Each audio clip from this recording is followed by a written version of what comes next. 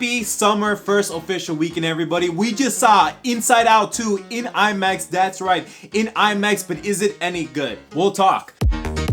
Hi, how you doing today? It's Just Jess here. I hope you're having a good day. And today, yes, so we just saw the movie Inside Out 2 in IMAX, but is it worth it in that format? Honestly, absolutely yes, but there are some caveats. The movie is not shot or filmed for IMAX like we normally talk about it on this review channel. You do not get the expanded aspect ratio. You get to see the black bars on the top and the bottom. For those of you that don't know, black bars and top and the bottom are like this, what I'm doing right now on screen for you. Some of the IMAX films that are not shot or filmed for IMAX, you'll see it in this format. Nevertheless, it didn't deter me from my experience of the enjoyment of the film. I'm just relaying this information to you guys. However, you still get the powerful, in-depth audio experience, and of course, the animation looks amazing, especially in this format. Inside Out 2 is a family comedy animation movie from Pixar, and honestly, guys, guess what? It's been literally 9 years from the sequel from the 2015's Inside Out. Can you believe it's been 9 years? Wow, and 2015 was such a long time ago, but we'll talk about it. Miss Riley has just entered middle school, and along comes with complex new emotions that challenge the existing ones for a transformative experience. Attending her summer break, she goes to hockey camp with her best friends, but then she finds out that her best friends are not going to the same middle school as her, so this sets off some alarm bells in her head, and of course this changes as a result of this information. What will happen to Riley? What about these new emotions such as anxiety, ennui, embarrassment, and envy? Find out as we talk about it. I'm gonna be very honest with you guys. I knew about the 2015 version 9 years ago. In 2015, I was just starting one of the best, worst relationships of my life. Movies has been constant for me. I didn't watch it like back in the day because I was like, movies and the girl, you know, and the being the naughty and stuff. I was just like, wow. And even before this movie, I was just like, should I even watch this? I mean, I knew I was going to, don't get me wrong, because of the animation. I love anime, of course, the movies and like the pop culture and then the box office. I knew I was going to, but I was just kind of not excited. I was like, this is gonna be weird. This is geared towards kids. Now leaving the movie, I can honestly say I am so wrong that it's not just geared towards kids, and I absolutely fell in love with this movie because this movie is such coming out in a pivotal point. Riley is leaving for elementary school and going into middle school, but she's going into summer break. So she's literally in summer break. This movie is literally coming out in summer break. Kids are getting out of school, colleges, high schools. I mean, most of the colleges are back now. But still, in its summer, it's about to become the biggest like summer, hopefully about this year. You know, it's the first summer in a while. Well, that sounds wrong. But still, this movie is coming out at a pivotal point, and it's like, wow, dude, the characters going in summer, the movie's in summer. This is a great deal. And honestly, the animation looks amazing, especially in IMAX and the big screen. They really do the colors and the characters just with all the hair follicles, the movement, and of course the colors that are vividly, sorry if I'm saying that weird, colors are vividly saturated with a nice contrast along with the IMAX experience, but also the beautiful world they created inside her mind as well as the human world with Riley, of course, as the animation from Pixar. Along with the amazing visuals comes the talented voice acting behind the characters and even the new ones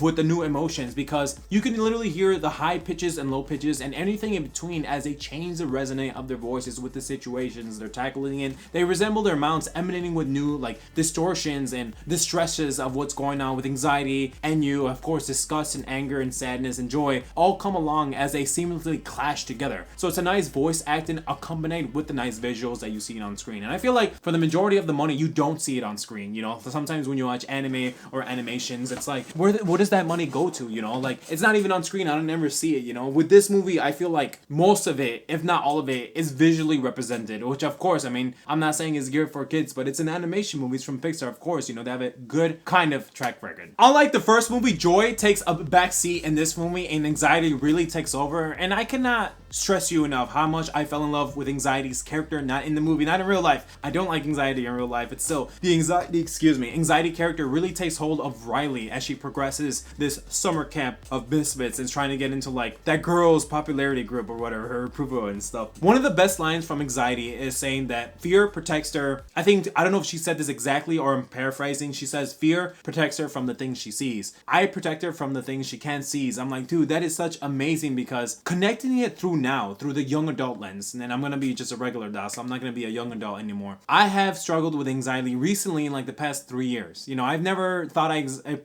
really felt it when I was in high school and college. I probably did, but even as a young adult, I can still see it. And I think this is a great movie for everyone because anxiety plays such a pivotal role in her life and our life, makes you doing things that you don't want to do, such as Riley, and she does to go to some devious places. Like anxiety in this movie, she brings out this formula like A, B, C, and D. Things can happen happened, I'm like, oh my god, that's just amazing. But of course, with adults, you know, you're older now, heartbreaks, you know, with the relationships and the drinks and the partying and the hungovers, anxiety really changes when you're in different states. So I'm just like, yeah, I can definitely connect with it in a weird way. And Riley does some things because of anxiety. That's why with the new emotions clashing with the first ones, it's really mesmerizing to see this on this though. But we still get the original band together as they try to navigate to Riley's heart and also her mind. But I don't want to spoil it to you because let's just say that Joy and the original like companions, they get broaden their horizons with new enjoyments and of course emotions such as strength and weaknesses. Like we really see the original cast go to some new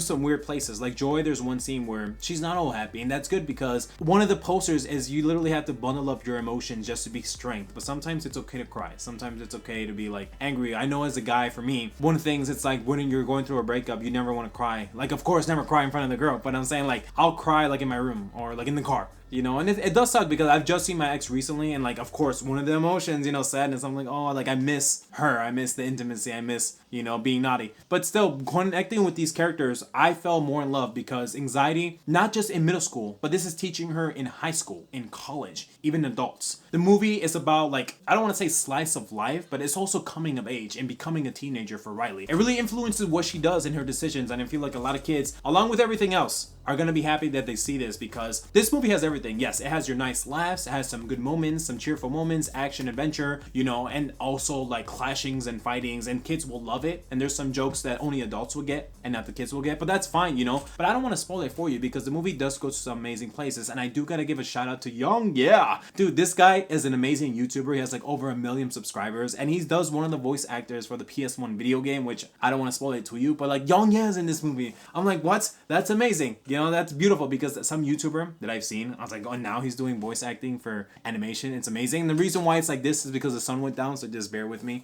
But still, prior to this movie, I didn't think I was going to like it. I absolutely fell in love with it. I can already say it's a contender for top 10 best of the year. At the end of the day, I'm going to give this a great A. I think this is an amazing movie and an amazing time to kick off the summer blockbuster season. And of course, I saw this in IMAX, so results may vary. It's been a while, guys. I've been kind of sick, doing things, going out, going on dates. So that's why I haven't been posting these long form contents, but I am back just for a little bit. But anyway, guys, if you made it this far, I really appreciate you. Maybe hitting that subscribe button would help me a lot, and clicking that like button would also help this out movie review to get out to more people. With that, take care. Bye.